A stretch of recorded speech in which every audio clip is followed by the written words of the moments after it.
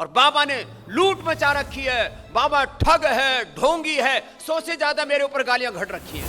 पूरी दुनिया में गाय का घी कहीं फेल नहीं होता पतंजलि का, वो हिंदुस्तान में फेल होता है, फेल कराया जाता है। मेरी तो कोई औकात नहीं, लेकिन मेरे ऋषियों से मैंने जो ज्ञान पाया है, चारों वेदों का, उपनिषदों का, दर्शनों का, रामायण महाभारत का, 18 पुराणों का, उस वैदिक ज्ञान और आधुनिक अनुसंधान के बल पर हमने वो करके दिखा दिया जो पूरा मॉडर्न मेडिकल सिस्टम नहीं कर पाया।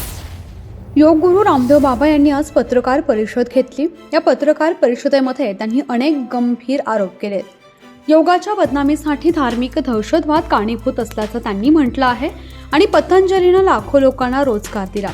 मात्र आता योग, आयुर्वेद आणि स्वदेशी विरोधात षडयंत्र रचलं जात असल्याचा आरोप त्यांनी केलाय। योगाविरोधात उत्तराखंडमधून षडयंत्राला सुरुवात झाल्याचंही ते यावेळी म्हणाले आहेत। पुढे बोलताना ते म्हणाले की लवकरच पतंजलीचा IPO बाजारात आणणार आहे आणि पतंजली 5 नव्या कंपन्यांची स्थापना करणार आहे। या माध्यमातून अनेकांना रोजगार मिळणार असल्याचंही ते पत्रकार परिषदेत म्हणाले आहेत। एक बात से अपनी बात शुरू करता हूं।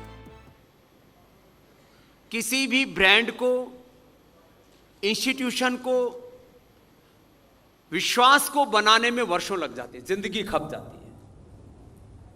और किसी पर झूठे आरोप लगा करके 1 मिनट में उसको ढाया जा सकता है, लेकिन हम डहने वालों में नहीं है, क्योंकि जन्म से लेकर के आज तक स्वामी रामदेव ने एक बार भी भगवान के विधान का और देश के संविधान का, कानून का अतिक्रमण नहीं किया है। और इसलिए मैं कहता हूं, जिस दिन मैं मूल्यों से गिर जाऊंगा उस दिन मुझे कोई बचा ना सकेगा। और जब तक मैं मूल्यों और सिद्धांतों, आदर्शों पर, सच्चाई पर, न्याय के मार्ग पर मैं चल रहा हूं, मुझे कोई गिरा नहीं सकता। अब बहुत लोगों को मिर्ची लगती है, बहुत लोगों को ईर्ष्या होती है, द्वेष होता है, बहुत से लोगों के निहित स्वार्थ आहत होते हैं कि स्वामी रामदेव एक किसान का बालक, अनपढ़ माँ बाप के घर में पैदा हुआ, गवर्नमेंट स्कूल में और गुरुकुल में पढ़ करके इतना बड़ा ब्रांड क्यों बना दिया, कैसे बना दिया। अभी तो रुचि सोया इंडस्ट्रीज लिमिटेड, जिसको हमने 4,300 करोड़ में अधिग्रहण किया था, अब उसका नाम पतंजलि फूड्स हो चुका है। उसकी नेटवर्थ, उसका मार्केट कैप आज लगभग 50,000 करोड़ रुपए खड़ा हो गया। लोगों ने कहा, जब मैंने इस कंपनी का अधिग्रहण करने की उद्घोषणा की और कहा अरे स्वामी रामदेव तो अब बर्बाद होगा, 4,300 करोड़ रुपए कहां से लेकर के आएगा और कैसे इस कंपनी को चलाएगा, ये तो हाथी है, ये तो सब कुछ खा जाएगा, पतंजलि को भी खा जाएगा, बाबा रामदेव को भी खा जाएगा। आज जो एक बीमार कंपनी थी, उसका हमने नेटवर्थ लगभग 50,000 करोड़ रुपए का खड़ा किया। यह देश के लोगों का हम पर विश्वास है और उसके पीछे एक पुरुषार्थ है। उस कंपनी को पूरा टर्न अराउंड किया, professional management, corporate governance, accountability, transparency, profitability के साथ और एक लक्ष्य के साथ कि 2047 जब भारत का आजादी का शताब्दी वर्ष मनाया जाएगा तो पतंजलि भी अपना इस राष्ट्र के निर्माण में एक बड़ा योगदान देगा। और इस भारत को आध्यात्मिक और आर्थिक महाशक्ति बनाने की दिशा में जो आज हम काम कर रहे हैं, एक सन्यासी ने परमार्थ की भावना से अर्थ का इतना बड़ा तंत्र खड़ा किया कि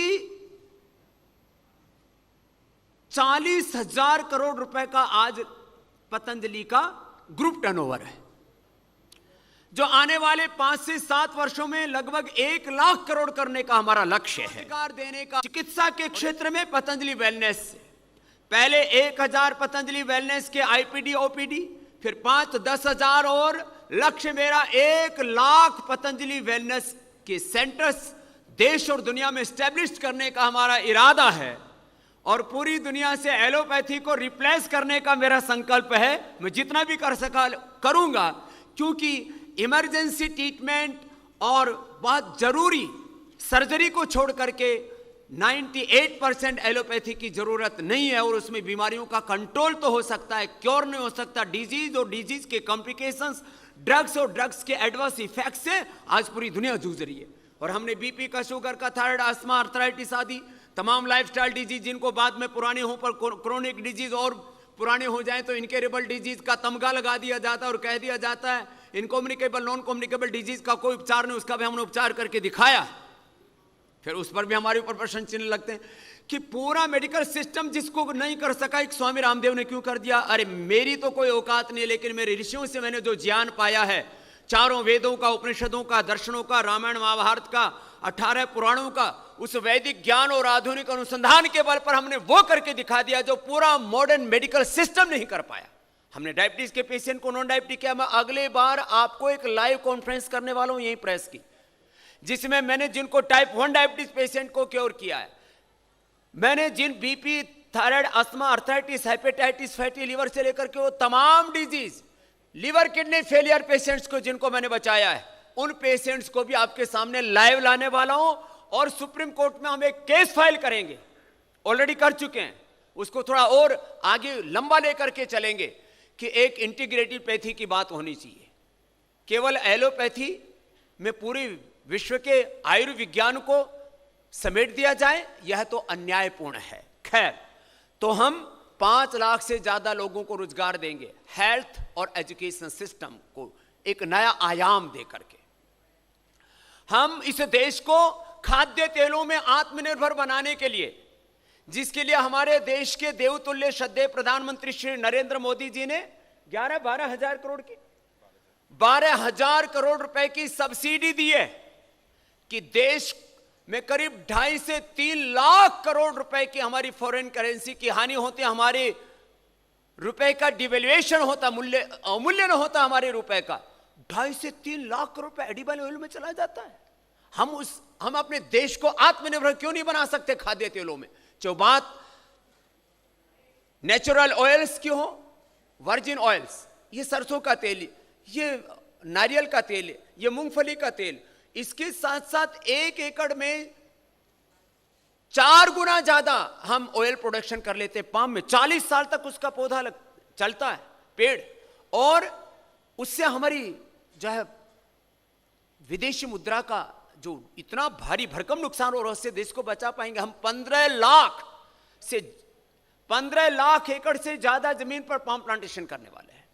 यह देश की आर्थिक समृद्धि में, इस देश को आर्थिक गुलामी और दरिद्रता से मुक्ति दिलाने में एक बड़ा पुरुषार्थ होगा पतंजलि का।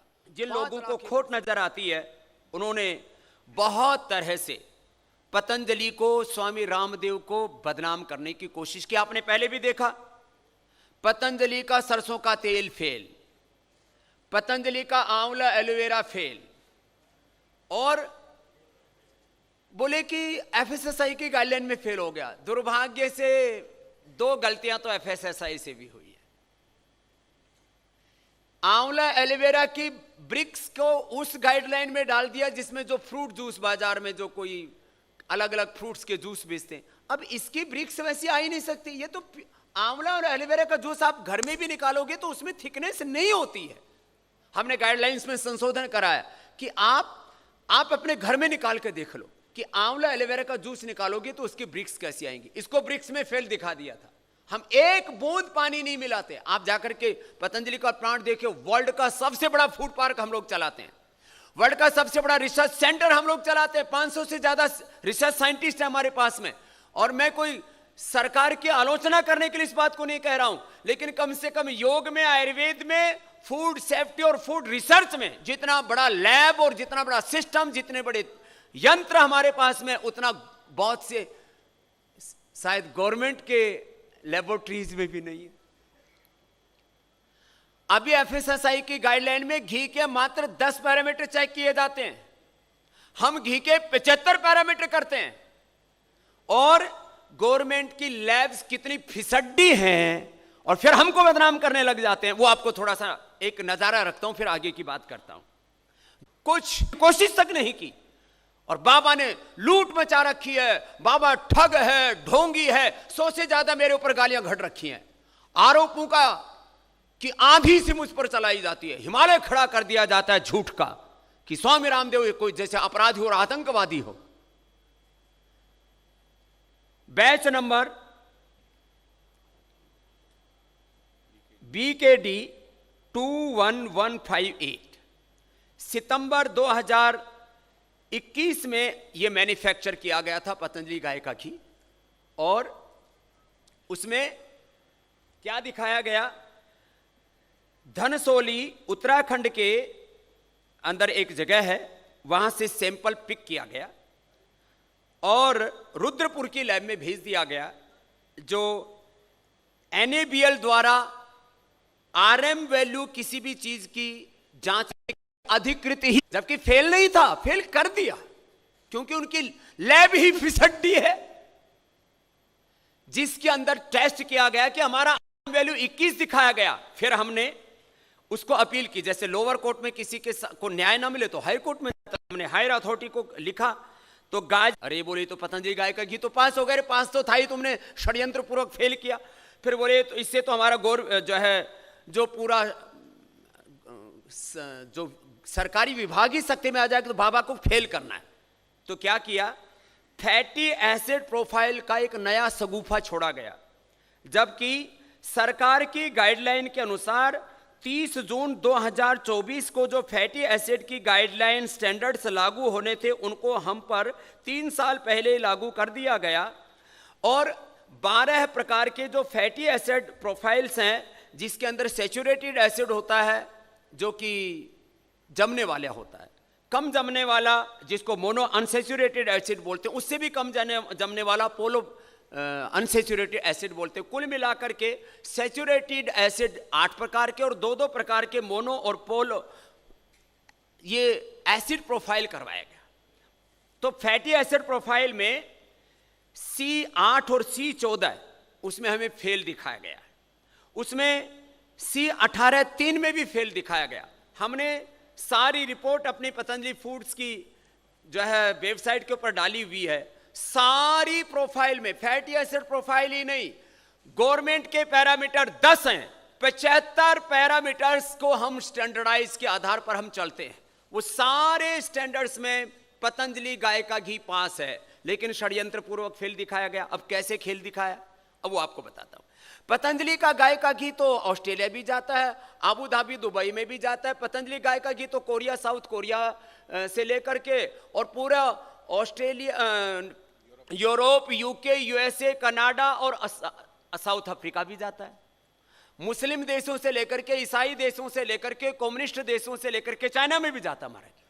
पूरी दुनिया में गाय का घी कहीं फेल नहीं होता पतंजलि का, वो हिंदुस्तान में फेल होता है। फेल कराया जाता है, कैसे करवाया जाता है।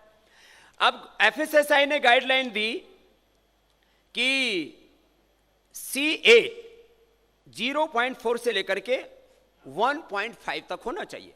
जो भाई साहब गाजियाबाद की लैब में बैठे हुए हैं, जिनको जो बौद्धिक दिवालियापन के शिकार हैं, किसी षड्यंत्र के शिकार हैं, या न जाने कहां से पैसा ले रहे हैं पतंजलि को बदनाम करने के लिए, उन्होंने 0.4 से लेकर के 1 तक पैरामीटर अपना नया घर का घड़ दिया। ये FSSAI की गाइडलाइन नहीं है, अपना ही पैरामीटर घड़ दिया और बोल दिया पतंजलि फेल। दूसरा नया पैरामीटर घड़ दिया जिसमें जो है C14, C14 कार्बन 14 जो 6 से 13 होता है, उसको भाई साहब ने 6 से 10 कर दिया अपने आप ही, जो कि FSSAI की गाइडलाइन नहीं है, और बोले इसमें भी फेल हो गया। 2 पैरामीटर जो थे ही नहीं, C15 और C17, वो नए पैरामीटर घड़ दिया भाई साहब ने। ये तो जो माने जिनको जो जिम्मेदारी के पद पर हैं, जो पैरामीटर FSSAI ने तय ही नहीं किया, कोई गाइडलाइन तय नहीं किया, वो कर दिया। और उसमें भी पतंजलि गाय का घी पास है, C15 में भी और C17 में भी। भाई साहब ने उसमें भी पैरामीटर गड़बड़ डाल करके और उसमें भी फेल दिखा दिया। इसमें भी देखो कितना बड़ा एक बौद्धिक दिवालियापन है। मैंने अपनी हाथ से गाय का दूध दोहा, मुझे दूध दोहना आता है, बिलोना आता है। मैंने जिस माँ गुलाब के कोख से जन्म लिया है, उसने 50 निकाला है, दोहा है, और उससे मक्खन से घी बनाया है। तो मैंने कहा भाई चलो ये जो है ना अपने हाथ से बना करके चेक करते हैं कि ये जो इन्होंने फैटी एसिड प्रोफाइल किए हैं ये ठीक है कि नहीं। अपने हाथ का बनाया हुआ घी फेल हो गया। मैंने अमूल का घी लिया, वो भी फेल हो गया। मैंने गोवर्धन का घी लिया, वो भी फेल हो गया। हमने पहाड़ का एक सैंपल मंगाया जो पहाड़ में गायें चरती हैं हिमालय की घास, उसका घी मंगाया, वो भी फेल हो गया। मैंने कहा भैया अब तो एफएसएसआई वालों को भी जो है अनुलोम विलोम कराना पड़ेगा। C18(3) इसकी वैल्यू इन्होंने लिखी हुई है 0.3 से लेकर के, अब वो कोई प्राकृतिक रूप से ये तत्व आते हैं, कोई हम तो ऐड ऑन करते नहीं इसमें, वो पास हो गया। मीटर में ये पतंजलि गाय का घी फेल नहीं।